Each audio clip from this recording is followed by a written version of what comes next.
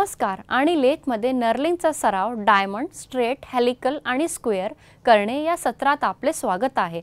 चला आता आपण सत्राला सुरुवात करूया। आता या सत्राची उद्दिष्टे पाहू। या सत्राच्या शेवटी आपण सक्षम व्हाल 4 जॉ चकवर वर्कपीस बसवणे, सरफेस गेजसह 4 जॉ चक मधला जॉब ट्रू करणे, आकृतीनुसार घटक टर्न करा आणि गरजेनुसार आकारमान ठेवा, टूल पोस्टवर नर्लिंग बसवा, आकृतीनुसार जॉब नर्ल करा। चला आता आपण नर्लिंग बद्दल जाणून घेऊया।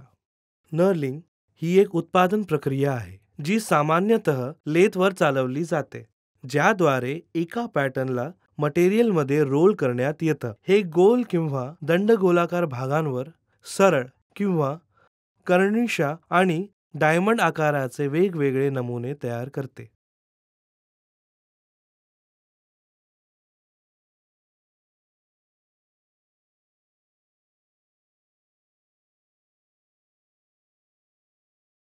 हा पॅटर्न भागाच्या सरफेसवरील घर्षण वाढवतो आणि उत्कृष्ट सौंदर्याचा आकर्षण प्रदान करतो।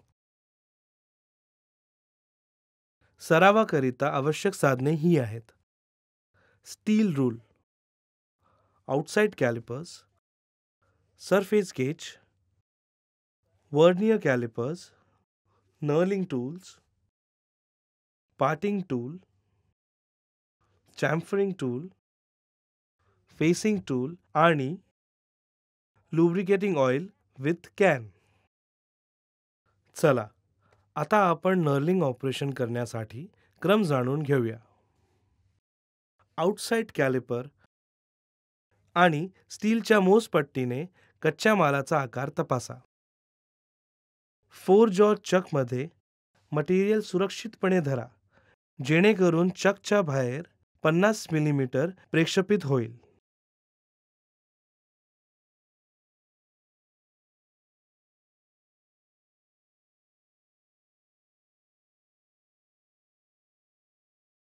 सरफेस गेजसह जॉबवर ट्रूइंग करा।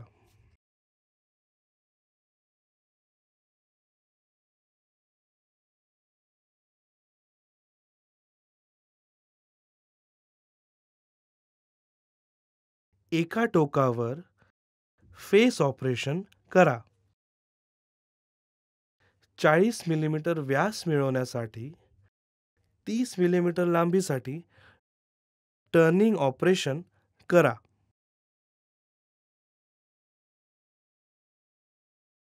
टूल पोस्टमध्ये डायमंड नर्लिंग टूल सेट करा आणि मध्यभागी किंवा टेल स्टॉकमध्ये समतोल करा।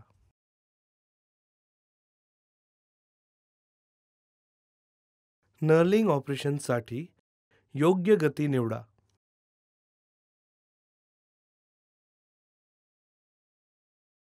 क्रॉस स्लाइड हँड व्हीलद्वारे जॉबच्या गोलाच्या बाहेरील पृष्ठभागाच्या संपर्कात येण्याकरिता नळ पुरवा आणि नळ्स बनवा। कॅरेजला तोपर्यंत हलवा जोपर्यंत नर्लिंग रोलचा फेस वर्कपीसच्या शेवटी ओव्हरलॅप होत नाही, ज्यामुळे खरे पॅटर्न तयार होण्यास मदत होते। लेथ सुरू करा आणि क्रॉस स्लाइडद्वारे जॉबमध्ये नर्लिंग टूल फीड करा। डायमंड आकार तयार होईपर्यंत सरफेस नर्ल करा। नर्लिंगच्या वेळेस मुबलक कूलंट वर्कपीसवर लावावे लागते। टूल पोस्टवर चॅम्फरिंग टूल बसवा। शेवटपर्यंत 2x45 डिग्री शॅम्फर करा। जॉब उलट करा आणि चकमध्ये लावा।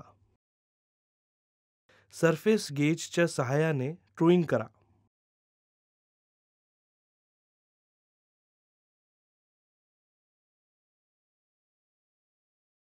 दुसऱ्या टोकासाठी फेसिंग ऑपरेशन करा, जेणेकरून वर्कपीसची लांबी 80 मिलीमीटर पर्यंत ठेवता येईल।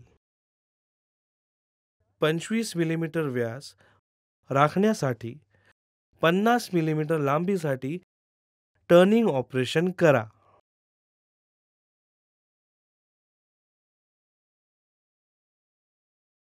वर्नियर कॅलिपरने परिमाण तपासा.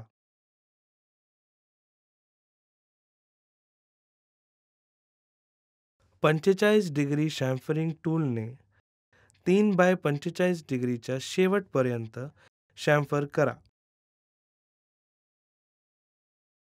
5 मिलीमीटर रुंदीच्या ग्रूविंग टूलने ग्रूव्ह करा आणि अंडरकट आणि डायमीटर 23 ठेवा.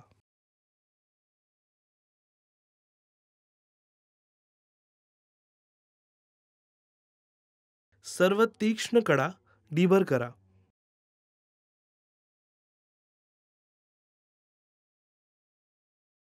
एकसारखा नर्ल्ड पॅटर्न मिळवण्यासाठी तत्सम क्रम पाळला जातो. Straight lines, diagonal lines, helical lines, square shape योग्यरित्या नर्लिंग टूल वापरणे. काय करावे आणि काय करू नये. टूलचे ओव्हरहँगिंग टाळा. नर्लिंग सरफेसवरील खुणा टाळण्यासाठी पॅकेजिंगसाठी ॲल्युमिनियमचे तुकडे वापरा. मशीन चालू असताना लिव्हर कधीही चालवू नका. मशिनीच्या फिरत्या भागावर कोणतेही टूल ठेवू नये. योग्य कूलंट वापरा. ब्रशने नळ स्वच्छ करा.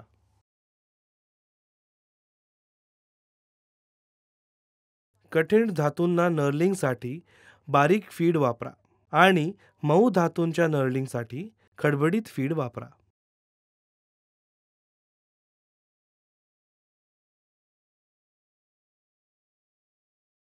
संक्षेप करण्यासाठी आपण हे शिकलो आहोत. 4 जॉ चकवर वर्कपीस बसवणे. सरफेस गेजसह 4 जॉ चकमधला जॉब ट्रू करणे. आकृतीनुसार घटक टर्न करा आणि गरजेनुसार आकारमान ठेवा. टूल पोस्टवर नर्लिंग बसवा. आकृतीनुसार जॉब नर्ल करा. तर हे सर्व लेथमध्ये नर्लिंगचा सराव डायमंड, स्ट्रेट, हेलिकल आणि स्क्वेअर करणे याबद्दल आहे. आशा आहे तुम्हाला सर्व संकल्पना आणि सराव समजले असतील. आता आपण पुढील सत्राला भेटूया.